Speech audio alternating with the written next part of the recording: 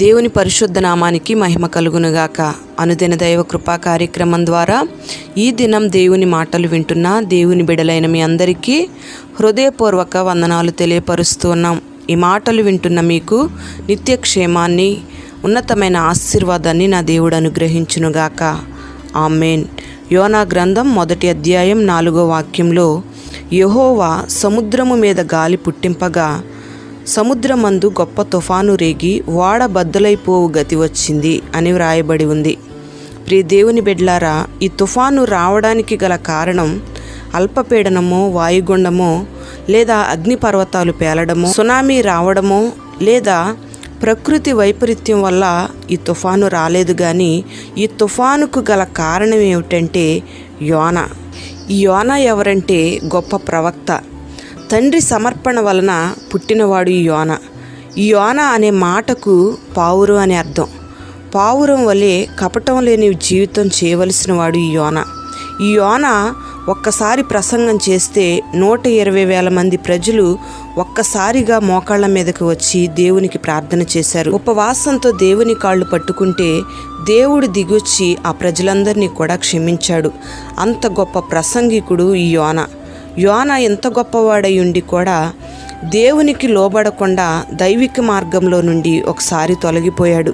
ప్రియ దేవుని బిడ్డలారా, ఈ మాటను బట్టి నువ్వు గమనించవలసింది ఏంటంటే, నువ్వెంత గొప్పవాడివైనా, ఎంత ప్రార్థనా పరుడువైనా, నీకెన్ని సమస్యలు వచ్చినా, ఎన్ని పరిశోధనలు నీ జీవితంలో ఎదురైనా, దేవునికి వ్యతిరేకమైన మార్గాల్లో కొన్నిసార్లు నడిచే అవకాశం ఉంటుంది. అందుకే తాను నిలుచుచున్నానని తలంచుకొనివాడు పడిపోకుండానట్లు జాగ్రత్తగా చూచుకొనవలెను అని పరిశుద్ధ గ్రంథంలో రాయబడి ఉంది. నేను భక్తిలో నిలబడ్డాను, ప్రార్థన చేస్తున్నాను, పరిశుద్ధ గ్రంథాన్ని చదువుతున్నాను అని నిన్ను నువ్వు హెచ్చించుకొని భక్తిలోంచి పడిపోకుండా నీ భక్తిని నీకు ప్రయోజనకరంగా ఉండునట్లుగా నువ్వు జాగ్రత్తగా కాపాడుకోవాలి. ప్రియమైన దేవుని బిడ్డలారా, యోనాతో దేవుడు మాట్లాడింది కల ద్వారానో దర్శనం ద్వారానో కాదు, కానీ సాక్షాత్తు యోనాతో దేవుడు మాట్లాడాడు. దేవుడు తన స్వరంతో నేరుగా మాట్లాడగలిగిన శక్తిని పొందుకున్నాడు ఈ యోనా. అయినా యోనా తన ఇష్టాన్ని చేయడానికే ఇష్టపడ్డాడు, కానీ దేవుని చిత్తం చేయడానికి ఇష్టపడలేదు. ప్రియ దేవుని బిడ్డలారా, ఈ మాటలు వింటూ ఉన్న నీ జీవితంలో దేవుని స్వరాన్ని నువ్వెన్నోసార్లు విన్నావు. దేవుడు నీతో ఎన్నోసార్లు స్పష్టంగా మాట్లాడాడు.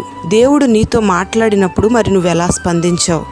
మరి నీ జీవితంలో దేవుని స్వరాన్ని నువ్వు గుర్తుపట్టి దేవుని మాట ప్రకారం నువ్వు జీవించావా?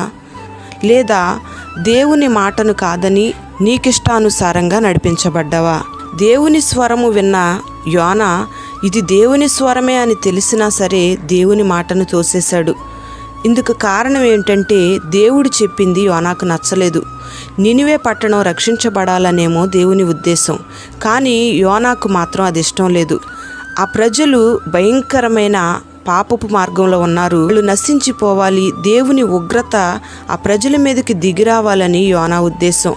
యోనా క్షమించే మనసు లేనివాడుగా మనకు కనబడుతూ ఉన్నాడు. అంతేకాకుండా కోపము, పగ, ఈర్ష్య, ద్వేషం, అసూయతో యోనా హృదయం నిండి ఉంది. అయినా దేవుడు చెప్పింది మాత్రం యోనాకు నచ్చలేదు. ప్రియమైన దేవుని బిడ్డలారా, ఈ దినాల్లో దేవుని మాటలు నచ్చని వాళ్ళు సంఘాల్లో అనేక మంది ఉన్నారు. దైవజనుని ద్వారా దేవుడు హెచ్చరిక బోధ చేస్తే ఆ బోధ నచ్చదు. పరిశుద్ధతను గూర్చి బోధిస్తే ఆ బోధ నచ్చదు. దేవునికి ఇచ్చే విషయంలో నమ్మకత్వం కలిగి ఉండాలి అని బోధ చేస్తే ఆ బోధ నచ్చదు. అందరితో సమాధానంగా ఉండాలి అని బోధ చేస్తే ఆ బోధ నచ్చదు. ప్రియమైన దేవుని బిడ్డ, నువ్వు గుర్తుపెట్టుకోవాల్సిన విషయం ఏమిటంటే, దేవుడు నీతో మాట్లాడుతున్నప్పుడు నీకు నచ్చినా నచ్చకపోయినా దేవునికి నచ్చాలి అనే విషయాన్ని నువ్వు గుర్తుపెట్టుకోవాలి. నీ జీవితంలో దేవుడు నచ్చే విషయం, దేవుడు మెచ్చుకునే విషయాన్నే నువ్వు చేయాలి. దేవుని చిత్తాన్ని నీ జీవితంలో జరిగిస్తేనే, దేవునికి నువ్వు అలా సమర్పించుకుంటేనే దేవునికి నువ్వు ఇష్టంగా మార్చబడతావు. దేవుని కృప సమృద్ధిగా నీకు ఇస్తాడు. యోనా దేవునికి అంత సన్నిహితంగా ఉండి కూడా పూర్తిగా వ్యతిరేకమైన దిశలోకి వెళ్ళిపోయాడు. యోనా దేవుని చిత్తాన్ని చేయకుండా, దేవుడు వెళ్ళమన్న మార్గంలో వెళ్లకుండా తనకిష్టమైన మార్గంలో వెళ్ళడానికి ఓడ ఎక్కాడు. దేవుడు ఎంత కనికర స్వరూప చూడండి. నువ్వు కాకపోతే నాకు చాలామంది ఉన్నారులే అని దేవుడు చెప్పలేదు. యోనాను విడిచిపెట్టకుండా యోనాను వెంటాడడం ప్రారంభించాడు. యోనాను దేవుడు ప్రేమించాడు గనుకే ఆ మూర్ఖత్వపు స్వభావం నుంచి విడిపించాలని కోరుకున్నాడు గనుకే యోనా జీవితంలో తుఫాను చెలరేగింది. యోనాను ఏ విధం చేతనైనా ప్రభు తట్టు తిప్పుకోవాలని దేవుని యొక్క ఉద్దేశం. అందుకే యోనా జీవితంలో తుఫాను రావడానికి గల కారణం, ఆ తుఫాను చెలరేగడం ద్వారా యోనాకు దేవుడు కనువిప్పు కలిగించాడు. ప్రియ దేవుని బిడ్డలారా, నీ జీవితంలో కూడా తుఫాను లాంటి సమస్యలు కొన్నిసార్లు ఎదురైనప్పుడు ఆ సమస్య ఎందుకు వచ్చిందో ఒకసారి ఆలోచన చేసుకొని నువ్వు దేవుని చిత్తానుసారమైన మార్గంలో నడిపించబడుతున్నావా లేదా నీకిష్టమైన మార్గంలో నువ్వు నడిపించబడుతున్నావా ఒకసారి ఆగి ఆలోచించుకొని ముందుకు అడుగులు వేసి ప్రభు చిత్తానికి అప్పగించుకొని నువ్వెక్కడ తప్పిపోయావో మరలా ప్రభు తట్టు తిరగగలిగినట్లయితే దేవుడు ఒక ఉన్నతమైన కృపను చూపి నీకు గొప్ప ఆశీర్వాదాన్ని, ఆయుష్ను, ఆరోగ్యాన్ని, ఉన్నతమైన క్షేమాన్ని నీకు, నీ కుటుంబానికి అనుగ్రహిస్తాడు. నీ జీవితంలో తుఫాను చెలరేగినప్పుడు దేవుడు నిన్ను ప్రేమిస్తున్నాడు అనే సత్యాన్ని మాత్రం నువ్వు గుర్తుపెట్టుకొని దేవుని యొద్దకు చేరడానికి నువ్వు ఇష్టపడాలి. మరి అటువంటి కృపను దేవుడు నీకు అనుగ్రహించునుగాక. ఆమేన్. పరిశుద్ధుడైన తండ్రి, ప్రేమ కలిగిన దేవా, నీకు స్తోత్రం చెల్లిస్తూ ఉన్నాం.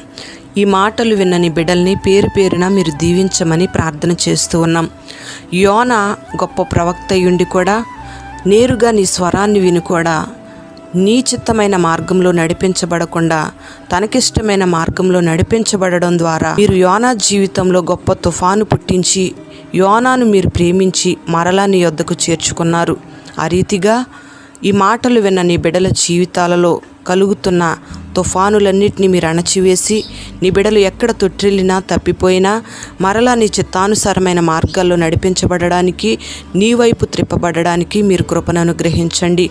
ఈ మాటలు విన్న నీ బిడ్డల్ని పేరు పేరున మీరు దీవించి ఒక ఉన్నతమైన క్షేమాన్ని, ఆశీర్వాదాన్ని మీరు అనుగ్రహించి మహిమ, ఘనత, ప్రభావాలు మీరు పొందుకొనమని యేసు పేరట వేడుచు ఉన్నాము తండ్రి. ఆమేన్.